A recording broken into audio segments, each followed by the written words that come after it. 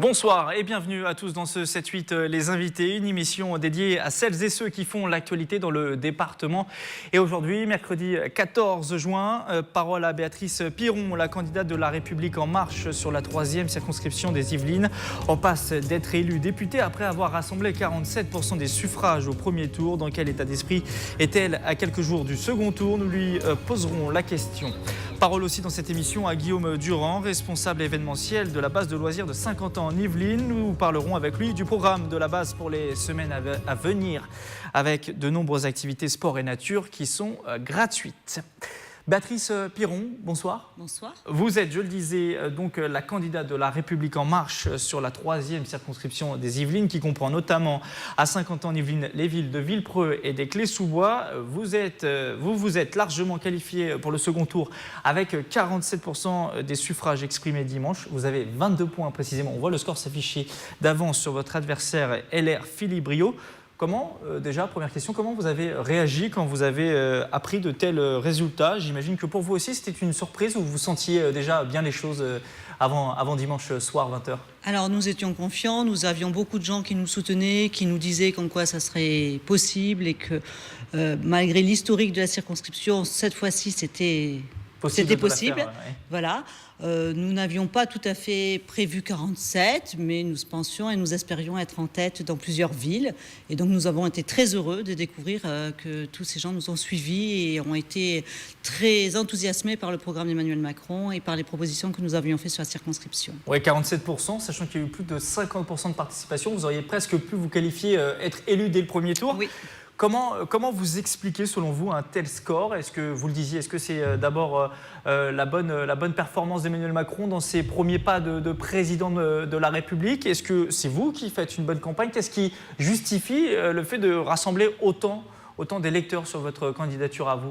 Mais je pense qu'il y a un petit peu des deux, quand vous dites. Il y a évidemment le projet d'Emmanuel Macron qui rassemble les gens. Il y a ses premières actions gouvernementales et notamment le choix de ses ministres qui a rassuré des gens sur sa volonté de rassembler tout le monde. Et donc les gens sont satisfaits. Et déjà sur les marchés, sur nos actions en public, sur nos tractages, nous avions tous les jours des gens qui reconnaissaient comme quoi, même s'ils n'avaient pas fait confiance lors des présidentielles du premier tour à Emmanuel Macron, qu'ils étaient maintenant convaincus de la nécessité d'avoir une majorité présidentielle à l'Assemblée et de pouvoir avancer et transformer la France donc avec ce projet avec la nation. Alors, autre performance assez remarquable tout de même, vous battez Philippe Briot dans sa ville, celle du Chesnay dont il est le maire depuis 1989. Vous êtes à 42% sur cette commune, lui il est à 31%.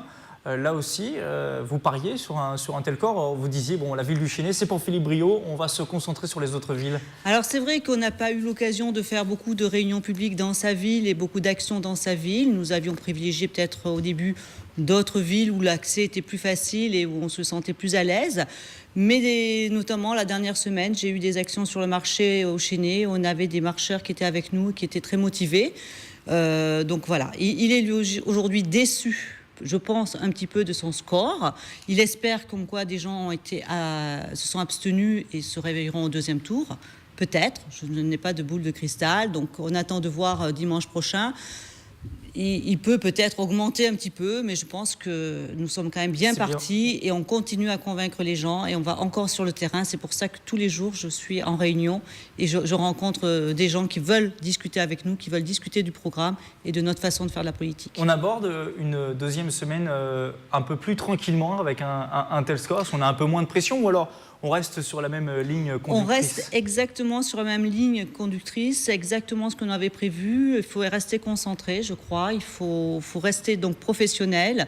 Et aujourd'hui, donc, c'est une forte responsabilité qui pèse sur mes épaules. Donc, je veux la mener à bout et je veux aller, comme on avait prévu, jusqu'au deuxième tour, sans du tout me reposer sur des chiffres. Alors, je répète les scores, 47% pour vous, oui. 25% pour Philippe Briot, candidat Les Républicains. Malgré une telle avance, vous n'avez pas forcément voulu débattre avec lui. Pourquoi vous ne voulez pas débattre sur notre antenne, notamment avec Philippe Briot? Mais depuis le début, on a choisi une façon de faire la politique différente. Depuis le début, on va au contact des gens. Je débat avec des citoyens tous les soirs. Et ça a fonctionné jusqu'au premier tour. Donc j'espère que ça fonctionnera jusqu'au deuxième tour. D'accord. Et puis, sur la réflexion que certains peuvent avoir sur le fait que ne pas débattre, c'est un peu, on va dire, pas tricher, mais pour le jeu démocratique, c'est un peu dommageable. Qu'est-ce que vous répondez? C'est notamment la position de Philippe Briot. Le fait de ne pas vouloir débattre, c'est mauvais, notamment pour les électeurs qui ne se sont pas déplacés. Vous auriez pu les convaincre en débattant. Qu'est-ce que vous répondez? Vous restez sur la même position? Oui, je reste sur la même position. Je suis quelqu'un de déterminé. Quand j'ai fait un choix, je vais jusqu'au bout. Donc, je n'ai pas du tout remis ce choix en cause et je continue d'être convaincue que c'est le meilleur choix. Il aurait dû faire peut-être lui plus de débats, plus de réunions publiques. Qu'il adapte aussi son mode de politique. C'était la vieille façon de faire de la politique. Aujourd'hui, je ne suis pas la seule aujourd'hui à choisir une façon d'approcher mes citoyens différente. Et ça fonctionne. Donc, je crois qu'il faut continuer dans cette voie. Aujourd'hui, votre objectif à vous, c'est de mobiliser un peu plus les électeurs. L'abstention sur la 3e circonscription, c'est 44%. C'est moins forcément que le niveau national qui dépasse la barre des 50, mais c'est tout de même 5 points de plus qu'il y a 5 ans, à l'époque de l'élection d'Henri Guénaud, qui avait été élu député UMP. Est-ce que c'est ça votre principal objectif aujourd'hui, mobiliser un peu plus d'électeurs? Eh bien, absolument. Donc, on continue donc, sur la même voie, comme on avait fait pour les présidentielles, comme on avait fait pour le premier tour. Essayer de convaincre les indécis, donc les amener à nous dans des réunions dans chaque ville ou village de la circonscription.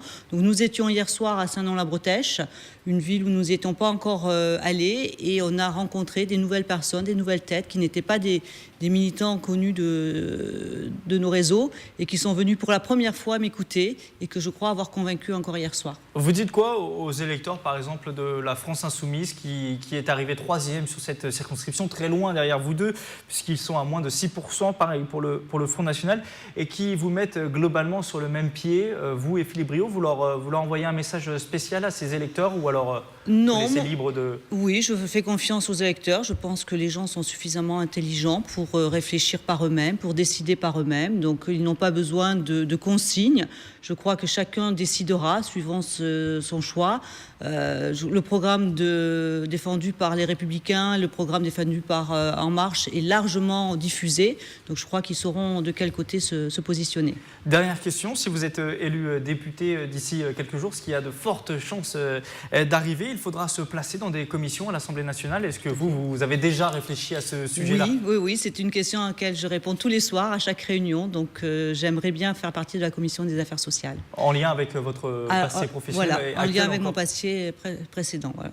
Merci. Expérience professionnelle. Merci Béatrice Piron d'être venue en plateau. Je rappelle que vous êtes la candidate de La République En Marche pour la 3e circonscription des Yvelines et vous serez opposée dimanche au candidat Les Républicains Philippe Briot. Sachez d'ailleurs que nous le recevrons demain soir dans la même émission pour une question d'équité. Merci à vous. On poursuit tout de suite cette émission avec un nouvel invité.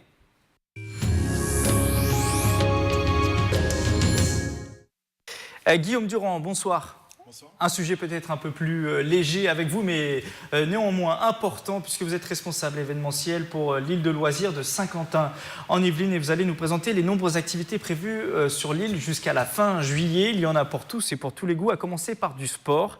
Les visiteurs pourront pratiquer jusqu'au 31 juillet, par exemple, du disque golf. Est-ce que vous pouvez nous expliquer en quoi cela consiste-t-il? On connaît le golf, mais pas le disque golf, forcément. Alors, effectivement, on va pouvoir pratiquer et s'initier au disque golf, qui est une nouvelle pratique qui a tendance à bien émerger.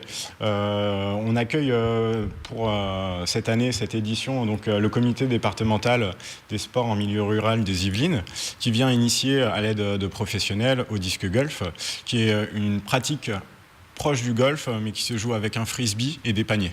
D'accord. C'est le même but, il faut mettre le frisbee dans un panier à une certaine distance, j'imagine. C'est ça, on a une ligne de départ, on lance le frisbee pour se rapprocher au fur et à mesure du panier jusqu'à réaliser un panier, justement.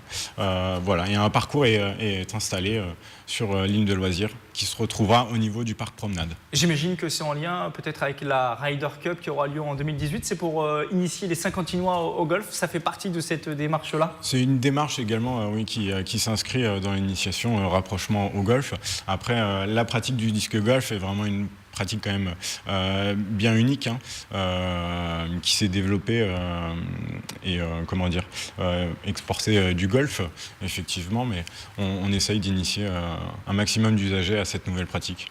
Autre activité que l'on pourra découvrir, c'est le dimanche 2 juillet de la gymnastique. On pourra se mettre dans la peau d'un gymnaste professionnel. Racontez-nous un petit peu qu'est-ce qu'on pourra faire dans ce cadre magnifique de la base de loisirs. Oui, on va pouvoir accueillir ce projet dans la peau d'un gymnaste où une multitude en fait, d'agrès vont être installés dans l'espace événementiel qui est anciennement la piscine à vagues, donc l'équipement qui a été transformé depuis quelques années en espace événementiel.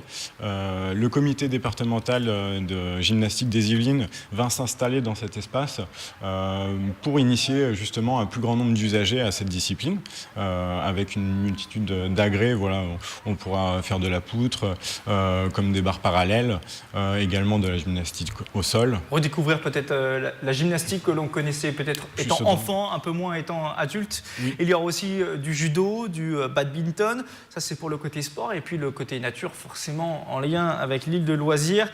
Vous accueillez une exposition sur l'air pédagogique pour les enfants. Est-ce que là aussi vous pouvez nous en donner quelques mots, oui, sans tout dévoiler ?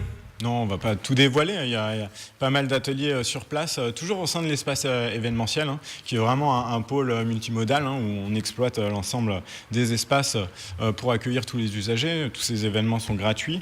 Particulièrement sur cette exposition de l'air, il y a pas mal d'ateliers assez ludiques, interactifs, que ce soit autour des médias, des senteurs, du toucher, de la fabrication, tout autour de cette thématique de l'air où les jeunes, comme les plus pourront découvrir tous ces éléments.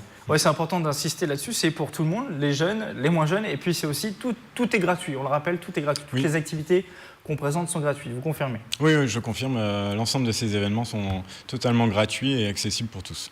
Enfin, un dernier événement assez rapidement, puisque le temps manque, c'est samedi prochain, les Happy Days, là aussi c'est pour découvrir le monde de l'apiculture, qu'est-ce qu'on pourra y faire si vous deviez présenter une activité ?